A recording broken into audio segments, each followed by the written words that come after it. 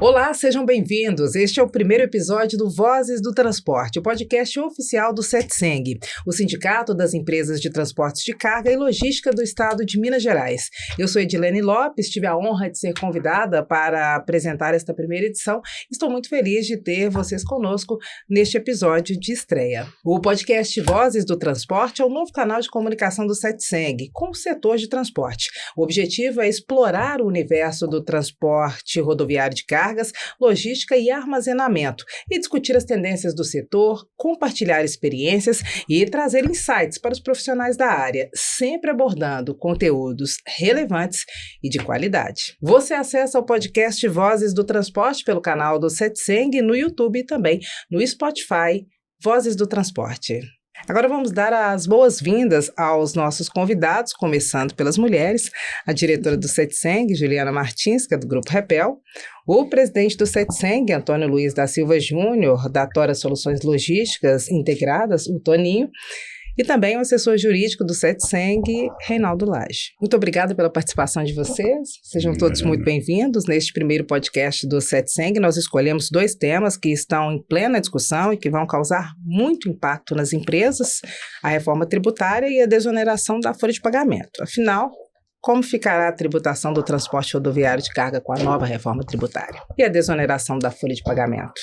Continua a valer ou não? Como proceder? São muitas questões que vão repercutir diretamente nos negócios de quem nos assiste e nos ouve nesse momento. Então, por isso, nós procuramos debater esses 2 temas, começando pela desoneração, que, na verdade, é chamada desoneração da folha de pagamento, mas não é, né, Toninho? Eu queria que você começasse falando disso, do papel que o sindicato tem nesse debate, do que vai acontecer daqui para frente, e se a desoneração não é mesmo como todos falamos sempre. A palavra desoneração está indevida. Na verdade, é apenas um regime de tributação. Nós podemos optar para pagar sobre a folha de pagamento ou sobre o faturamento. Quando se fala de desoneração, todo mundo entende que ninguém paga nada. Algumas empresas chegam até a pagar mais com 1,5% sobre faturamento do que a própria contribuição sobre folha de pagamento. E nós fazemos parte, a desoneração faz parte aí de 17 setores produtivos e que tem um índice de empregabilidade altíssimo e que se demonstrou nesse último período que mais deu emprego e que mais cresceu. Então, quando se fala em desoneração, eliminação da desoneração, entre aspas, é uma inconsequência, é impensável para o setor.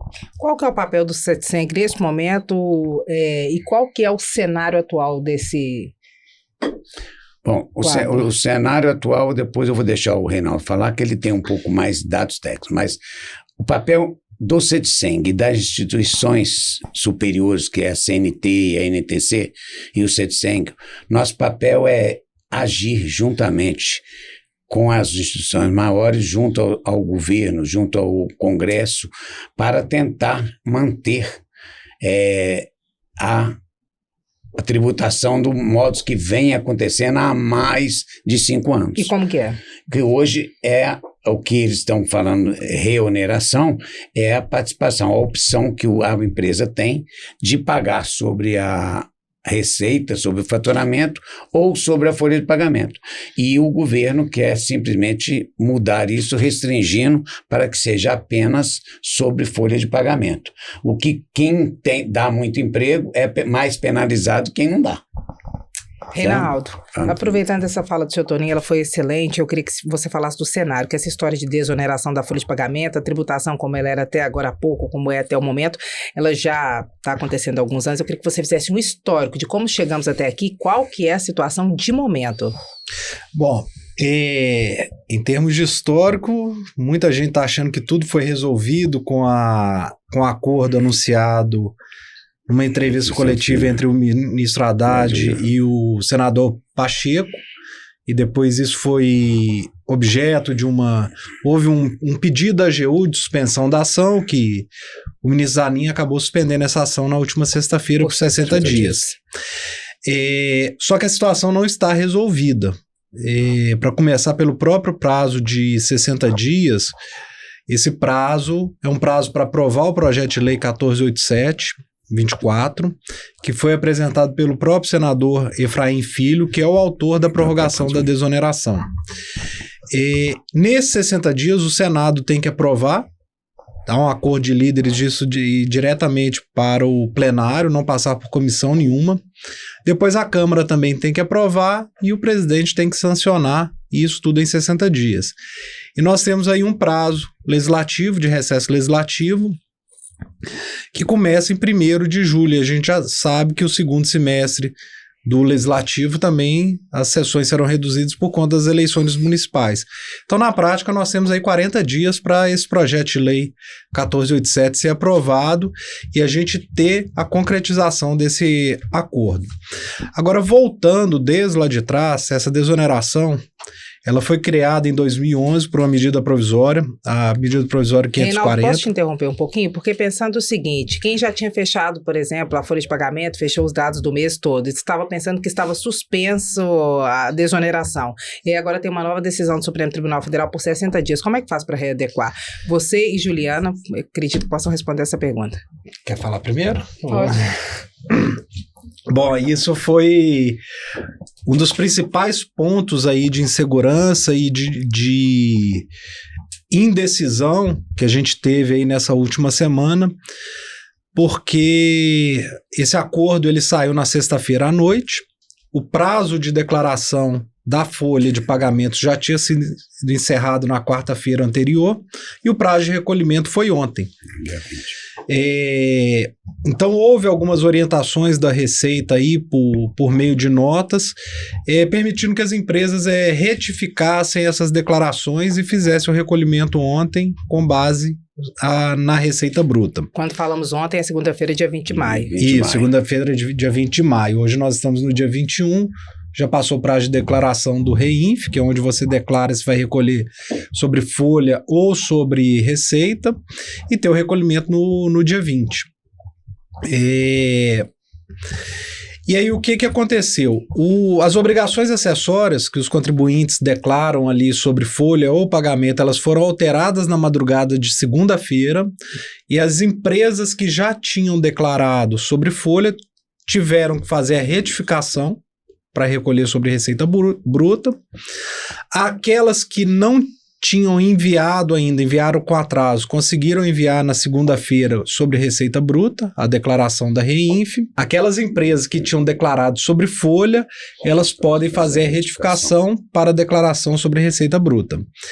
E aí a gente tem vários casos, empresas que não tiveram ciência, assim, o CETSENG deu uma ampla divulgação disso na sexta-feira e ao longo do fim de semana, porque a gente essa decisão saiu na sexta-feira à noite,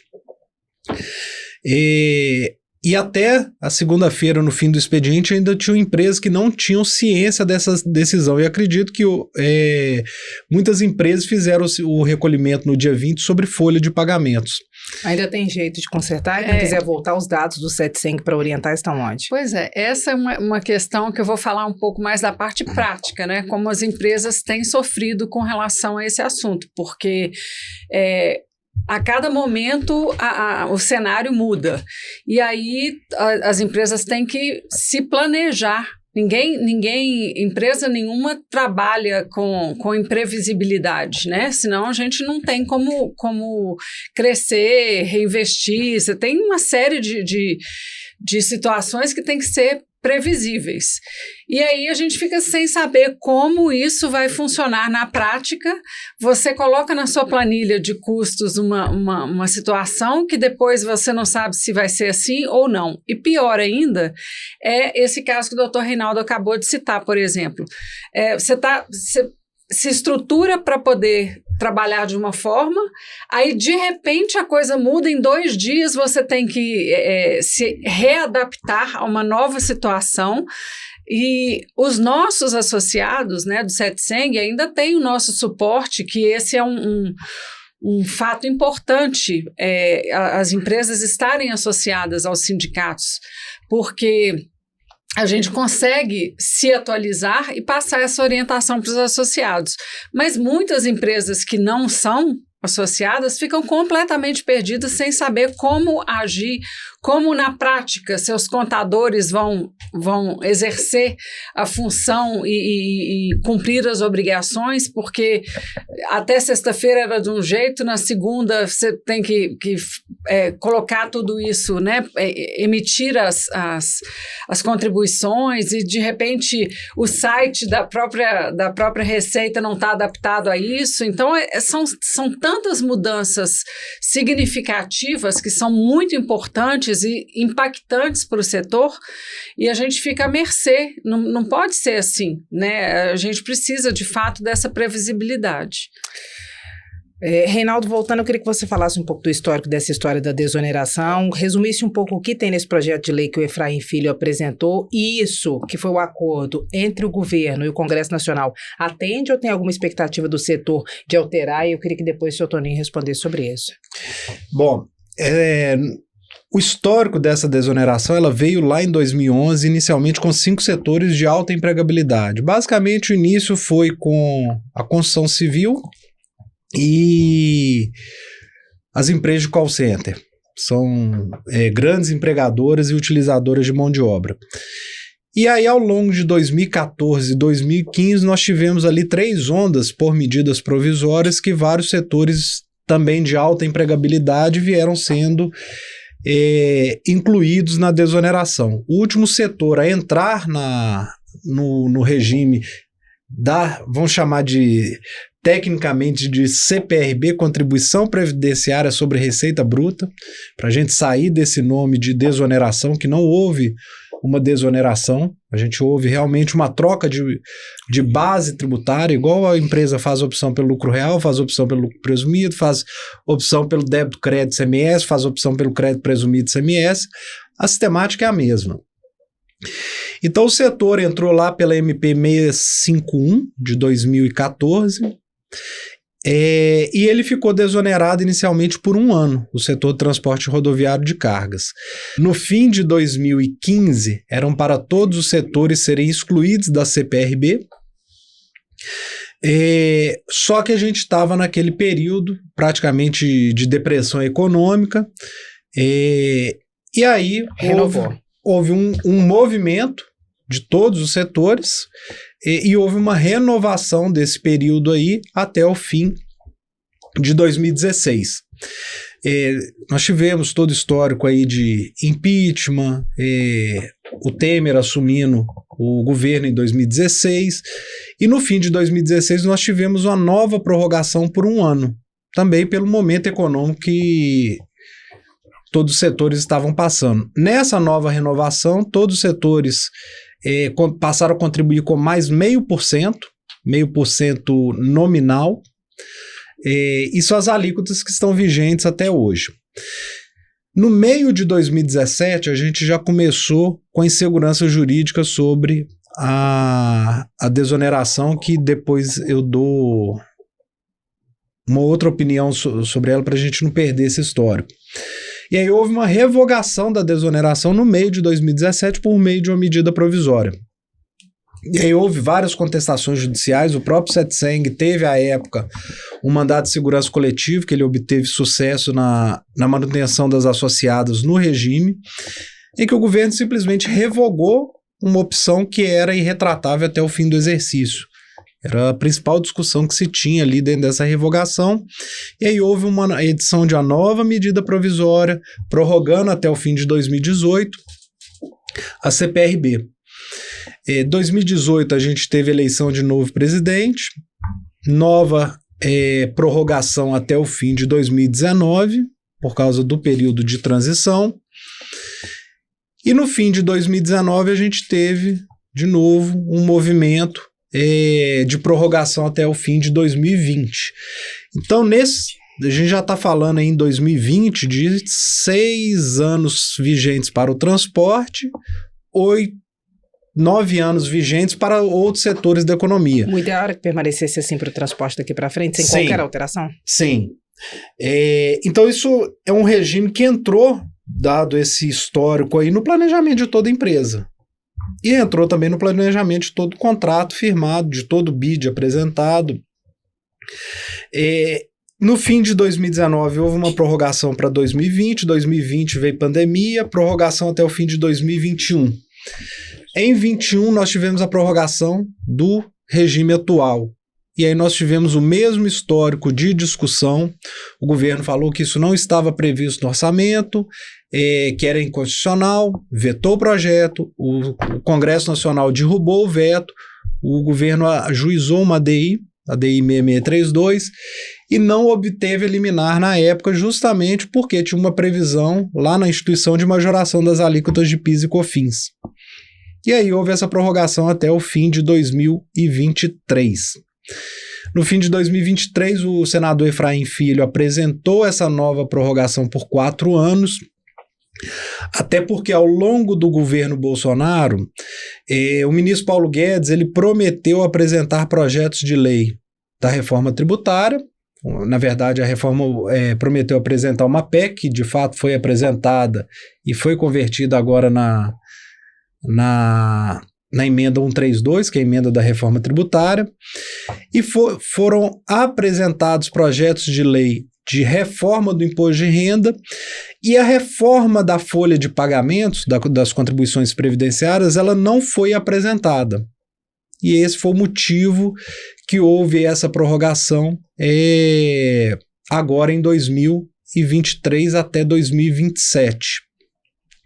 Com troca de governo, nova política tributária, nova política fiscal, essa reforma da folha de pagamentos, das incidências previdenciárias, ela não foi proposta mais pelo governo e houve um novo movimento do governo contestar que não tinha espaço fiscal para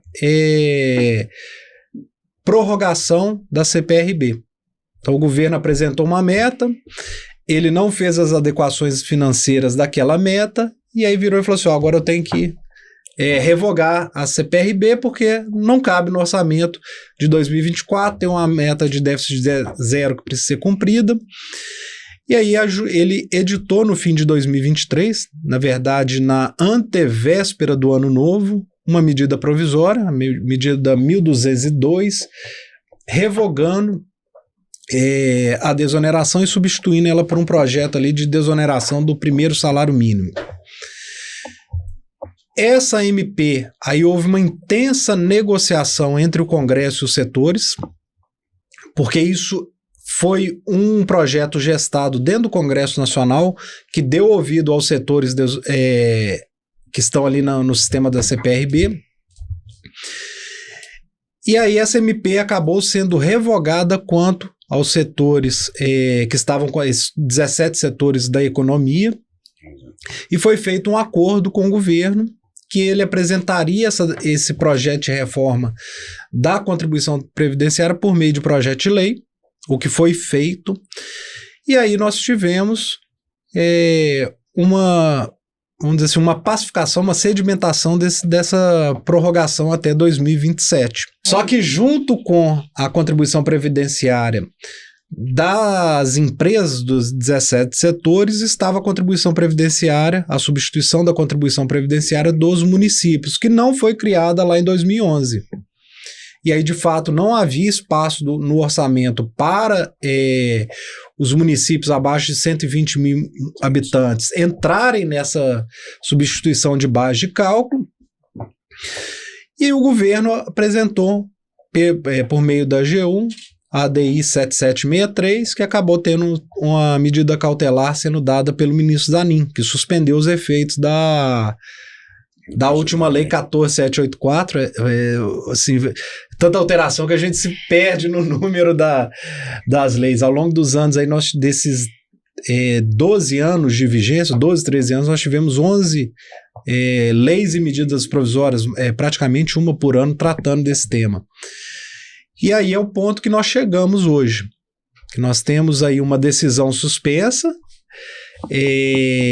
por 60 dias, nós temos essa lei 14784, que as empresas fizeram opção no início do ano, com base nela, vigente por 60 dias, e nós temos um projeto de lei, o 1487, do senador Efraim Filho, que ele trata de uma retirada gradual da CPRB. Então as empresas ficariam com a opção exercida esse ano até o fim do exercício, até 31 de dezembro. A partir de 2025, há uma diminuição de 20% da alíquota da CPRB e aumento de 20% da alíquota da folha. Então, recolhe-se ali 1% sobre receita e 5% sobre folha.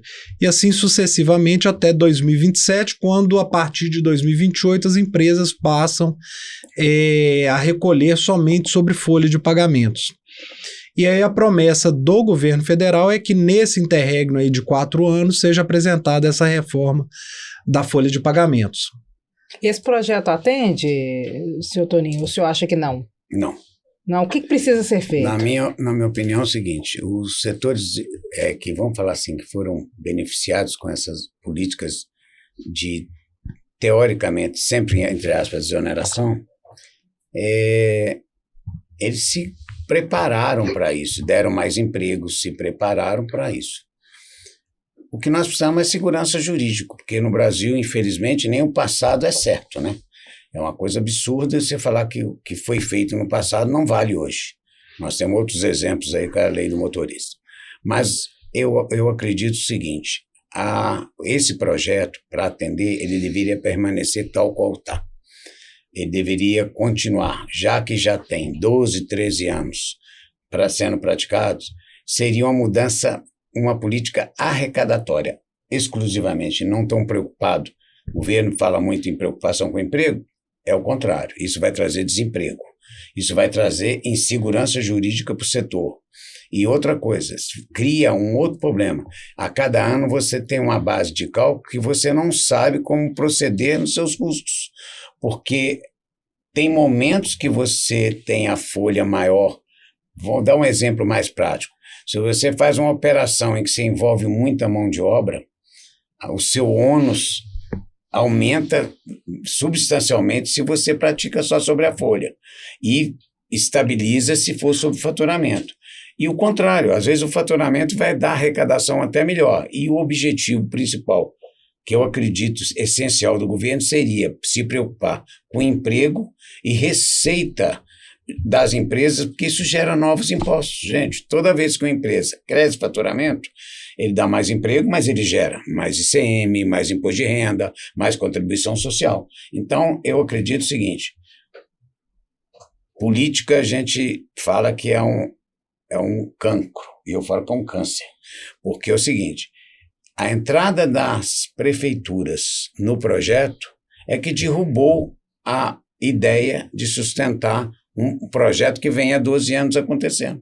Ou seja, não atende. Eu acho que são situações que tinham que ser analisadas independentes. Cada qual com sua análise, né? Porque na hora que misturou as duas coisas, atrapalhou tudo. Acabou tudo. Então, uma proposta para a iniciativa privada e outra para os municípios. Exatamente. Os municípios nesse debate atrapalham a iniciativa privada. Sim. Não só atrapalha, como que deu força para o governo entrar com a ADI, que a única justificativa para ela entrar com a ADI foi a entrada das prefeituras. Se tivesse mantido igual, não tinha problema, não. Agora, alguma perspectiva, alguma expectativa de vocês de manter o que vinha sendo feito, a chamada desoneração, que o senhor entende que não é uma desoneração, ou o senhor acha que não, que vai reonerar de qualquer maneira e não tem volta? Eu acredito no caminhar das coisas que a gente está acontecendo e pelo movimento arrecadatório, pela fome de arrecadação que esse governo está, eu não vejo espaço.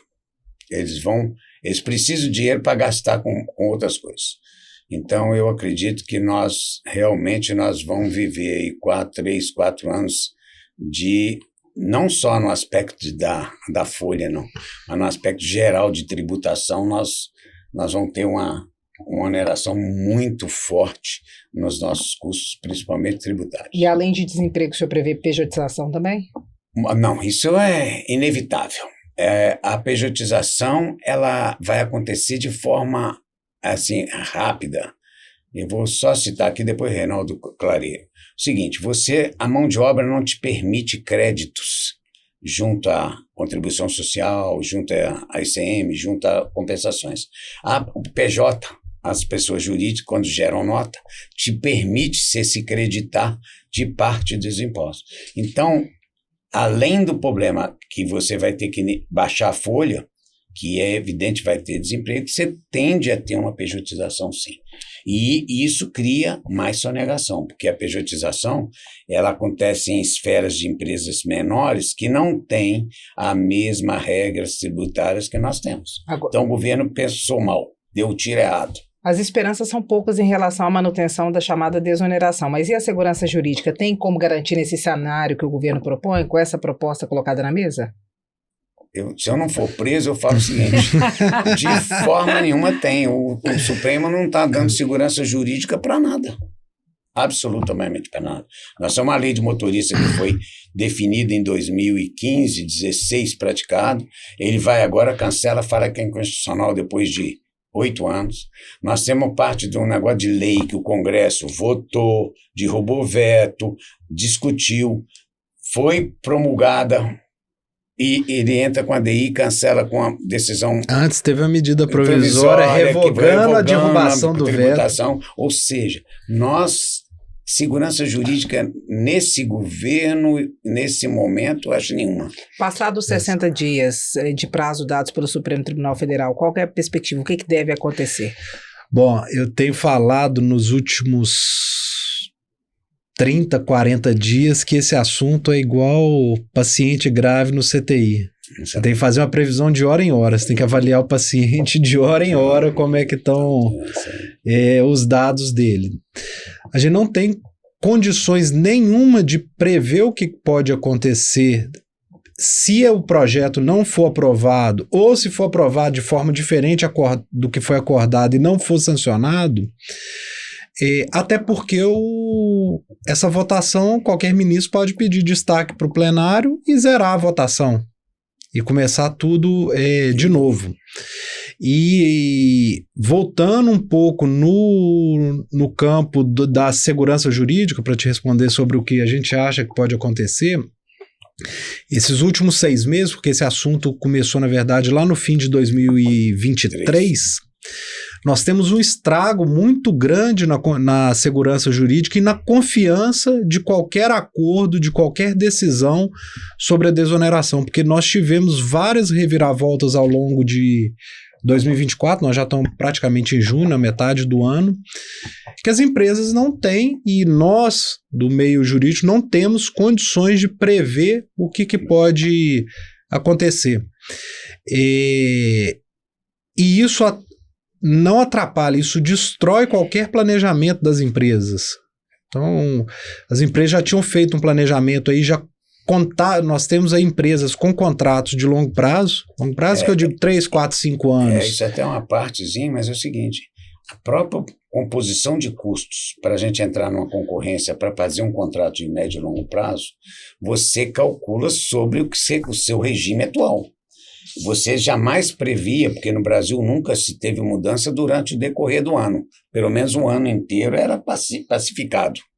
Hoje não é. Então, se você entra num contrato grande com as bases de custo e de repente essas bases mudam, você não tem como mudar isso. Então já tem um movimento grande de revisão de contratos? Tem que ter. E qual que é o percentual de contratos revisados considerando a situação atual? Ainda não, a gente já está um movimento, mas você não tem ainda o índice porque não está definida a lei.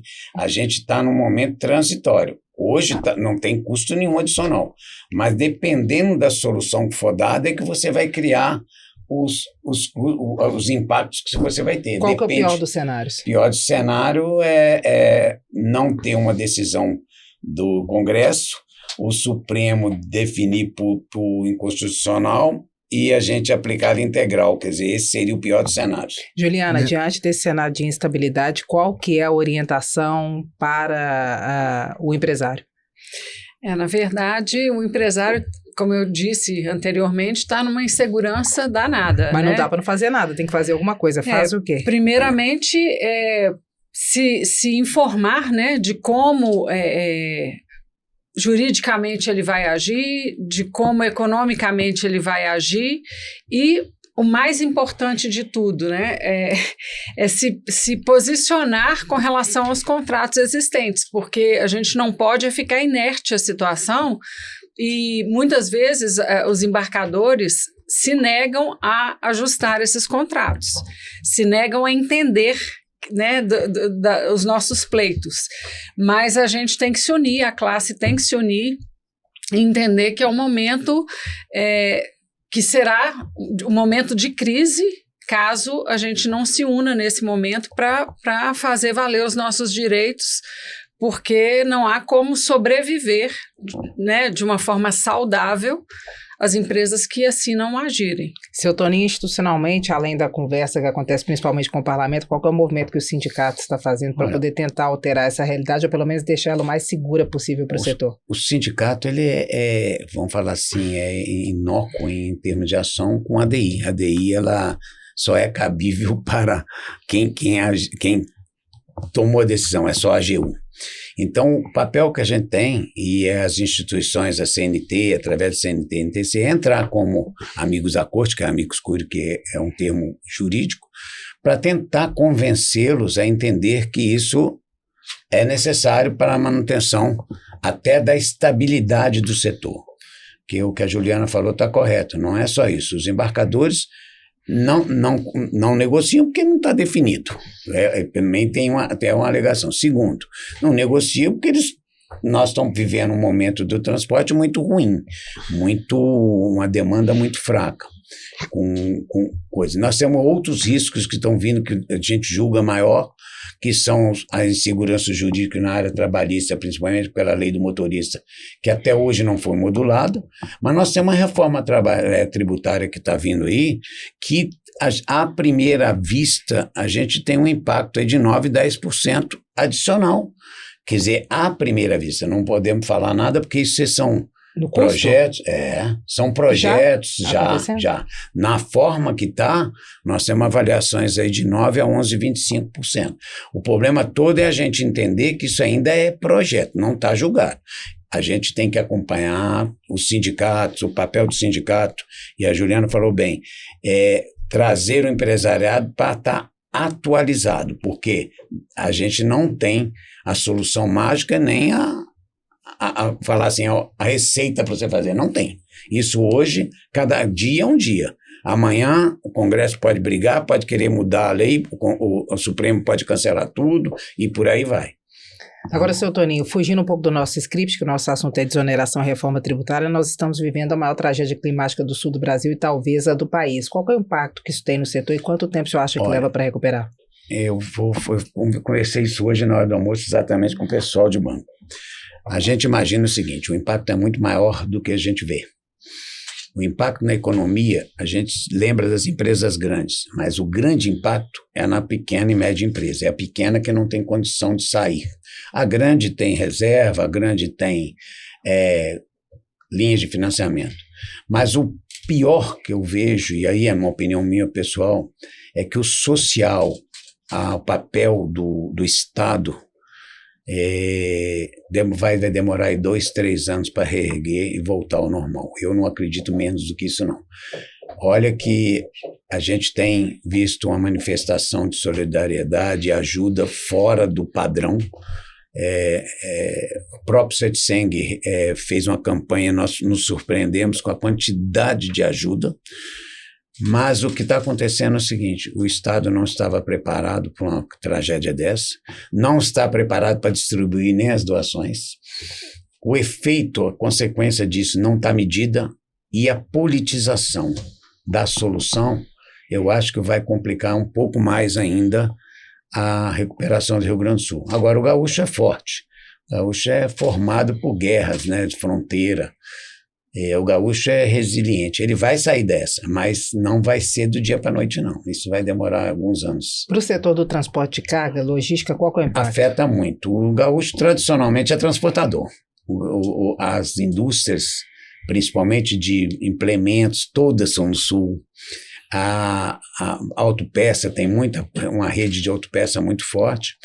E o trabalhador, o motorista, o carreteiro gaúcho é famoso, ele vive transitando no Brasil nas safras onde tem carga. E eu acredito que vai ter um efeito. Primeiro, perda de vida foi muita, perda de equipamento, automóvel, caminhão foi acima do padrão. Hoje, não sei se saiu uma reportagem que mais de 240 mil carros estão perdidos. automóveis. Caminhão não tem esse número ainda, estão levantando. Então, eu acredito o seguinte, o efeito na economia, num primeiro momento, ela é muito impactante, mas para o transporte, diferentemente dos outros setores, com 4 ou 5 meses, a necessidade de reerguer as casas, de ter que recuperar o Rio Grande do Sul, vai nos proporcionar um movimento maior de cargas. Então, o transporte ele é o primeiro a sentir o ruim, mas é o primeiro a sentir o melhor. Então, nós vamos sentir essa queda, mas rapidamente nós vamos ter uma demanda maior para lá. Nessas últimas 2, 3 semanas já tem um cálculo do prejuízo, do que não circulou, do que não entregou lá? É muito, não tem. Ainda não, os dados da tragédia não... O pessoal fala que está politizado demais, está cada um falando. Está em curso, né? Está em curso ainda. Olha, tem cidades que não chegaram a ninguém ainda. A Defesa Civil não estava preparada para uma tragédia desse tamanho. Então, eles não sabem. Tem lugar que não tem acesso. Não sei se vocês viram ontem uma reportagem na Globo, o pessoal jogando mantimento de paraquedas porque não tem como chegar na cidade. De outra forma. Então, você pensa bem a quantidade de vítima, a doente, tudo que não foi atingido e que ninguém está sabendo. Isso só vai aparecer, se aparecer, né? Porque você sabe que tragédia ninguém gosta de mostrar. Mas se aparecer, vai demorar. Juliana, antes do início do podcast, a gente estava conversando justamente sobre isso, que você disse que o 700 fez uma campanha, né, também de auxílio ao Rio Grande do Sul. Como é que foi? Qual foi o movimento que vocês fizeram? Foi um sucesso além do esperado. A gente fez essa campanha imaginando que os transportadores iriam fazer suas doações e que a gente teria um volume de carga mais ou menos dentro daquilo que a gente imaginava.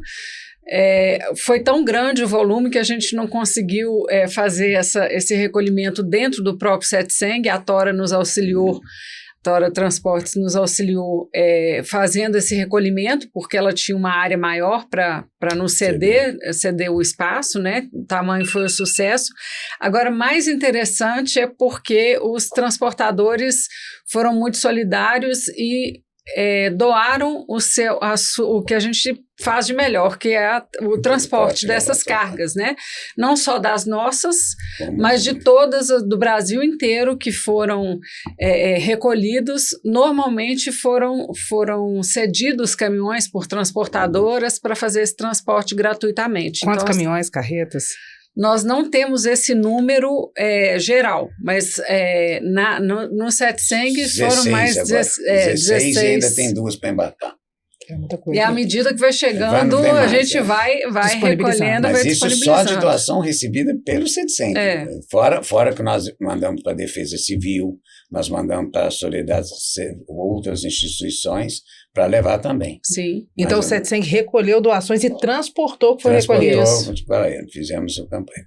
Agora, rapidamente, só para a gente terminar esse tema da desoneração e discutir um pouquinho a reforma tributária, rapidamente, 1 minuto, seu Toninho, o que não pode deixar de ser dito sobre desoneração ou reoneração nesse momento? Vou passar também pelo Reinaldo e pela Juliana. Acho que a gente tem que tranquilizar o empresário, por mais que ele esteja desesperado, é o seguinte: não adianta desesperar, a dor é para todos. A primeira coisa que a gente tem que pôr na cabeça é que quando tem uma medida dessa, ela não atinge só você, ela atinge a todos. Então, todo mundo vai ter que se adequar, todo mundo vai ter que procurar alternativas. Você vai ter que rever custos, sim, você vai ter que união, e aí que eu acho que o papel do sindicato, o papel das instituições são mais do que essenciais. Você tem que se unir para poder atualizar, identificar quais são os impactos e conseguir, juntamente com os demais, repassar esses custos. Infelizmente, a conta não pode ficar só para o setor de transporte, isso vai ter que ficar para todos os setores. Então, indiretamente, nós, consumidores, aí, como pessoas, vamos pagar essa conta, porque vai aumentar o custo de tudo. Mas eu acho que o papel fundamental é, primeiro, o governo devia abrir os olhos e pensar mais no emprego e mais na produtividade, porque tudo que se produz mais gera imposto, circula dinheiro e isso gera mais riqueza e mais dinheiro. Ele devia rever isso. E o papel nosso da instituição é continuar lutando para que se permaneça intacto. apesar que eu acho muito difícil, mas é a luta que nós vamos ter. Rapidamente, porque eu não posso perder a oportunidade de perguntar isso para o senhor, o senhor avalia que, de fato, essa desoneração, vou chamar assim, ela aumenta os empregos? E um argumento que o governo tem usado é que não dá para dar um benefício para o empresário, não dando um benefício para o trabalhador. O que o senhor acha dessa colocação do governo federal? O mais importante para o emprego é a melhor resposta para isso, né? O cara tem um emprego, a pessoa tem um emprego é melhor do que ele estar desempregado.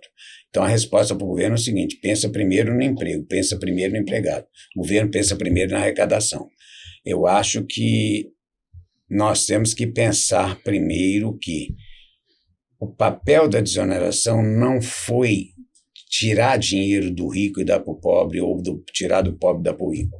Foi simplesmente uma adequação para você dar mais emprego, para ter mais estabilidade nas contratações de emprego. Ela não tem o efeito que todo mundo imagina. Você não vai pagar nada. É um absurdo. A gente paga muito mais do que a maioria das empresas. Mas eu tenho a sensação que algum momento vai ter uma mente brilhante que vai pensar, raciocinar, sem politicagem, sem interferência, e vai entender que o papel do Estado é preservar emprego, preservar riqueza, gerar riqueza para ter imposto e gerar serviço social. Essa é a cadeia. Não adianta pensar diferente disso. Toda vez que se pensa em gastar demais, arrecadar demais, existe um desequilíbrio que estoura a corda em algum momento. Doutor Reinaldo, o senhor que é do jurídico, o que o senhor não pode sair daqui sem falar sobre reoneração ou desoneração, de forma muito prática, que oriente quem está na ponta escutando a gente, ouvindo e vendo a gente nesse momento? Bom, o que eu digo para as empresas e para os empresários não é um aspecto jurídico, é justamente um aspecto de mobilização e união. Porque o caminho da desoneração ele não é jurídico. O caminho da manutenção da CPRB ele não é jurídico, ele é político. Nós estamos dentro de uma discussão política. E o setor desunido ele perde força política para a luta dos seus interesses, para a preservação dos seus interesses. E essa desunião também, ela tem reflexo diretamente também nessa recomposição de custos perante os tomadores de serviço. Então, assim, todos querem alguma solução jurídica, isso foi muito demandado, alguma solução mágica, e a solução não é mágica, ela é árdua, ela depende de união, ela depende de um trabalho de consenso dentro do Congresso e junto ao governo federal muito forte, muito árduo, e que as empresas não podem se desmobilizar quanto a isso. Juliana, sua posição. E essa união, como é que ela acontece na prática? É todo mundo pegar no pé do seu deputado? É todo mundo se associar? É todo mundo se unir com o sindicato e apoiar uma posição? Como é que faz para funcionar? Pois é, a palavra é essa mesmo, é união. O melhor de tudo é a gente começar um degrau de cada vez, né? Então, se associar é uma opção que eu entendo como a inicial e que é a melhor. A gente sozinho, uma andorinha sozinha não faz verão, né? E um transportador sozinho não consegue fazer a sua voz ser ouvida em qualquer âmbito político. Então, a gente precisa estar juntos, lembrando que nós do CETSENG, os diretores, presidente, não temos qualquer remuneração para exercer o papel que nós exercemos, é por amor à causa, é por entender que a gente tem que estar todos os dias se doando, além de para as nossas empresas, para a causa do transporte, que se assim não for, a gente não vai chegar a lugar nenhum e nem vamos alcançar melhorias, né? Então, todo mundo entender que a gente precisa se doar um pouco mais para a categoria, para fazer as coisas acontecerem. E quais são os benefícios de ser um associado? O que o CETSENG oferece para os transportadores? O CETSENG oferece muitas coisas. Uma delas que eu acho muito interessante, eu sempre falo a respeito disso, porque eu sou como empresária, né? Nossa empresa é uma usuária desse serviço, que são os treinamentos que o CETSENG oferece para os seus associados, porque são treinamentos específicos para aquilo que nós precisamos, diferentemente de você ir a qualquer outro tipo de local buscar um treinamento genérico, você ouve a sua linguagem, o seu dia a dia, a sua realidade, então são coisas muito voltadas especificamente para o nosso setor. Segundo, assessoria jurídica, nós temos no âmbito trabalhista, tributário, ambiental. Então, assim, são N questões. Os associados têm ainda a possibilidade de fazer consultas a esse departamento jurídico sem ônus. Então, nesse caso, por exemplo, as empresas poderiam estar consultando, e como estão, os associados estão.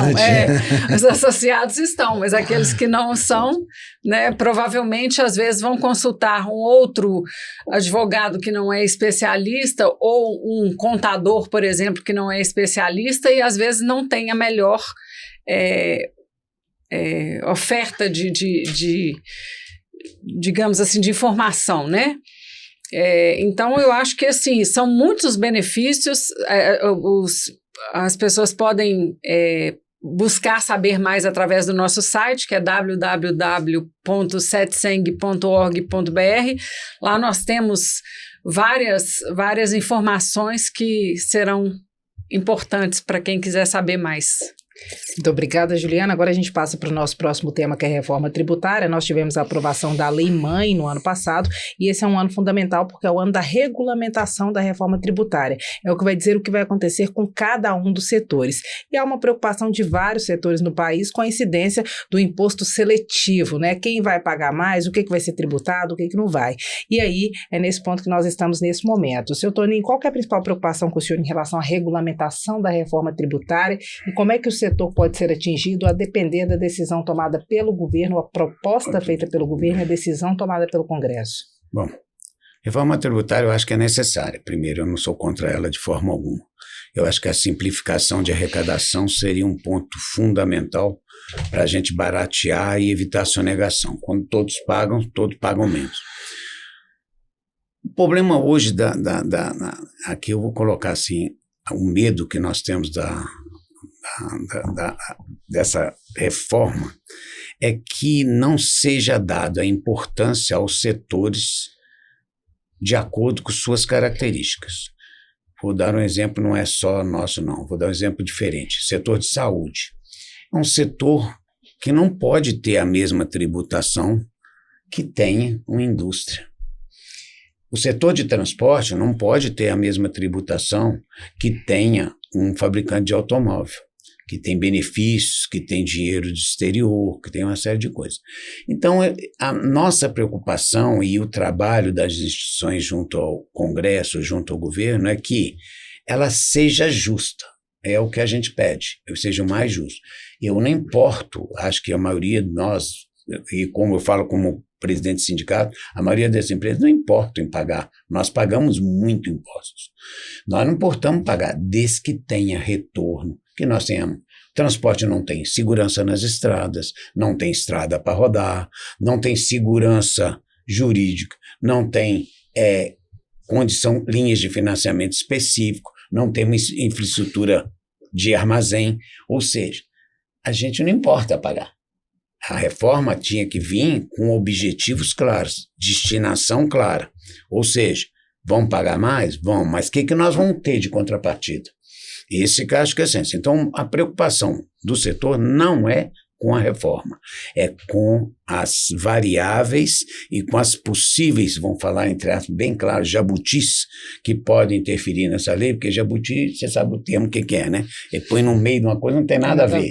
E esse que é a preocupação, para beneficiar politicamente alguns pontos, as atividades que dão emprego, que produzem riqueza, como agro, como transporte, como indústria pesada, não serem privilegiados. Que jabuti pode aparecer nessa árvore aí, que já preocupa, que é alguma coisa concreta, e o que tipo de tributação pode impactar diretamente, feita de forma diferenciada no transporte de carro? Ora, o que eu imagino? Eu rezo, a gente não pensa, não gosto nem da ideia. É por isso que eu ia falar, não gosto de dar ideia.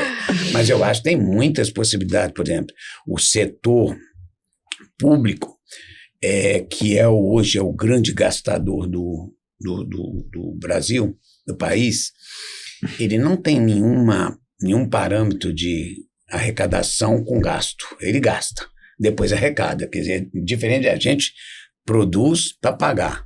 A gente gasta o que tem na bolsa. Lá não. Eles primeiro gastam, depois vê o que vai pôr no bolso. A forma é diferente. Então, nós temos que pensar o seguinte, a reforma tributária, ela tem que dar justiça e igualdade de oportunidade.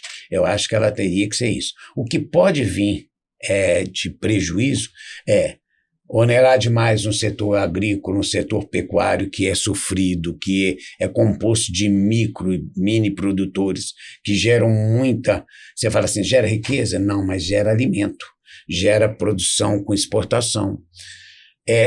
Onerar, por exemplo, o setor de saúde, que nós estamos deficientes pra caramba, que está tudo falho. Hoje qualquer coisinha, um absurdo de dinheiro, e você vai ver que quando você vai ver, você tem lá 40%, 50% de imposto embutido dentro das tarifas do setor. Então, o medo que a gente tem é esse. Medo não, vamos falar assim, preocupação, medo a gente não pode ter de nada. A gente tem que encarar esse. Mas a gente tem que ter a preocupação e lutar para que seja justo e dê oportunidades iguais a todos os setores. Reinaldo, quais são os pontos que devem ser observados considerando o debate da reforma tributária e a regulamentação que vem por aí? Bom, hoje no setor nós temos alguns pontos cruciais aí que são justamente de preocupação e a gente precisa de uma atenção e uma mobilização do setor, porque como o Toninho está bem ressaltando, nós ainda estamos num projeto que ele comporta alterações aí. Nós vamos ter um descasamento aí entre os prazos de recolhimento hoje que você tem do PIS, da COFINS, do ICMS, com os prazos de recolhimento do IBS, da CBS, os impostos estão substituindo, no nosso caso aqui, o ICMS e o PIS e a COFINS. Atualmente as empresas têm ali de 9 a 30 dias para fazer esse recolhimento. E a sistemática da reforma tributária, os pagamentos eles vão dos impostos eles são instantâneos. Recebeu a fatura, é feito o que eles estão chamando de split payment, você fica com a parte do seu serviço, o governo fica com a parte dos tributos dele. Recebeu por Pix, já está sendo gestado um sistema ali também para fazer essa separação, e aí você já vai perder este prazo de pagamento, que isso compõe custo, compõe fluxo de caixa. Estrutura, né? Estrutura para apurar. E hoje no setor de transporte, os prazos de recebimento dos clientes são 60, 90, 120, vários casos hoje já vê 180 dias para recebimento de frete. Então, isso não sendo alterado, a gente vai ter uma necessidade de readequação de capital de giro e fluxo de caixa das empresas. E o que seria uma ferramenta de ajuste? A gente manter os prazos de pagamento hoje, o que eu acho muito difícil, manter esses prazos de pagamento, porque esse sistema de split payment e PIX, ele já está muito avançado entre a Receita Federal e Banco Central, e deve ser anunciado aí o sistema nos próximos meses, aí ele estar já em ambiente de produção. Só que a gente tem um agravante também, e esse a gente o projeto de lei ele tem condição de ser alterado, porque as empresas elas vão ter tudo que ela adquire, vai ter crédito para você abater lá do seu imposto a pagar. Então quem veio no seu split payment antes lá, você vai entrar na verdade como um dinheiro para pagar a sua parte devida ali de IBS e CBS. E o projeto atualmente prevê que a utilização desse crédito só vai se dar após a homologação do órgão gestor, que ainda nem foi apresentado o projeto de lei dele, que pode acontecer entre 90 e 180 dias. Então a gente tem mais uma quebra de caixa aí das empresas entre o recolhimento integral das alíquotas de CBS e IBS e o aproveitamento de crédito, que agrava esse fluxo de caixa. E isso tem que ser alterado urgentemente no projeto de lei para que isso seja compensado junto com o pagamento do imposto, da forma que é hoje. Porque isso sim é uma condição preocupante em gestão das empresas e em capital de giro. Seu Toninho, como é que o senhor lê esse cenário? Qual que é a expectativa do senhor de que essa alteração Não, a seja expectativa é o feita? seguinte, ela tem que ser negociada, tem que ser tratada, porque a maioria das empresas não tem capacidade. Uma das alternativas, e que foi proposto, mas acho difícil ser aceita, era você recolher a partir do recebimento, a partir da entrada no caixa, que era o mais justo. Eu pago o imposto a hora que eu recebi o serviço, não a hora que eu faturei o serviço. Mas eu acredito o seguinte, nós temos muita água para rolar, nós temos muita negociação para andar, nós temos muito lobby sendo feito de setores diferentes, então... O senhor está fazendo o senhor lá também, né? Graças a Deus. Nós vamos ter que fazer o seguinte, nós vamos ter que esperar um pouco.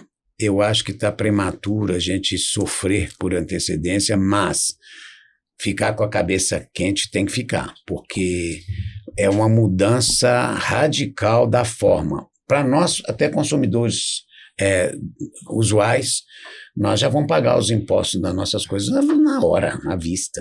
Né? Não vão ter mais aquele tempo de esperar, não. Você já vai pagar na hora que você comprar. Qualquer loja, você já vai te embutir na sua venda o tal, vamos falar, similar ao IVA, que o preço é 10, mas 2 ali é de imposto, você vai pagar. Então, eu acho que tem muita água para rolar, tem muita negociação para transitar. Eu acho que a gente, por mais revoltado que a gente seja, a gente tem que dar um crédito aos nossos congressistas, à nossa justiça, que não é possível que só tenha gente que não enxergue. Né? Não pode ser até cego, né? Tem que ter alguém que enxergue alguma coisa. Então, eu acredito que nós temos que acreditar um pouco, dar um pouco de um voto de confiança ao Congresso, um voto de confiança às instituições que estão lutando para defender, mas é muito precoce a gente avaliar o que vai acontecer, muito. Eu acredito que tudo que nós conversarmos aqui é lucubrar alguma coisa que pode não acontecer nada, pode acontecer pior. Então, é melhor não sofrer por antecedência. Juliana, apesar do quadro indefinido, no mínimo transparência, tanto o consumidor quanto aquele que oferece produto e serviço vai ter com a reforma tributária? Na sua avaliação, que está como quem vê lá na ponta também, como o transportador, o empresário que vê lá na ponta? Na verdade, como bem disse o Toninho, nós tivemos várias mudanças agora nos últimos tempos, né? Do ano passado para cá foi a alteração da lei do motorista novamente, que impactou muito o caixa das empresas. Esse vai e vem da desoneração da folha de pagamento e agora essa expectativa da reforma tributária. Então, assim, o impacto é inegável. Ele já vem acontecendo, a gente cada vez mais precisa de estar estruturado para entender qual o caminho e quais as alternativas cada empresa vai tomar conforme o seu segmento, né? Mas nos colocamos como CETSENG à disposição também para ajudar em tudo que for preciso os setores. Agora, não querendo ser pessimista, mas a gente fica assim, com aquele frio na barriga e aquela insegurança do que vai ser do nosso futuro, mas a reforma tributária, ela é muito bem vista, eu acho que por todos nós, né, como transportadores, como contribuintes, de uma forma geral. Todos nós esperamos por ela há muito tempo e, como bem disse o nosso presidente, nós queremos muito que ela aconteça, porém que tenha um olhar crítico e bem estruturado de quem for, né, criar a reforma e quem for participar de alguma forma dela, que entenda muito bem os impactos para cada setor e faça essa distribuição de maneira justa é a palavra, para que todos nós possamos nos sentir confortáveis e pagar o imposto de forma feliz, se assim podemos dizer, né? Então, eu acho que basicamente é isso. Para fechar sobre reforma tributária, 2 frases para cada um. Seu Toninho? Bom, eu acredito o seguinte, é luta, é ficar atento, o empresário deve e use o CITSENG, principalmente para poder se atualizar e se manter atualizado. Eu acho que não podemos ser pego de surpresa, nós temos que estar preparados. E segunda frase que eu falo é a seguinte: união e capacidade e coragem para reagir.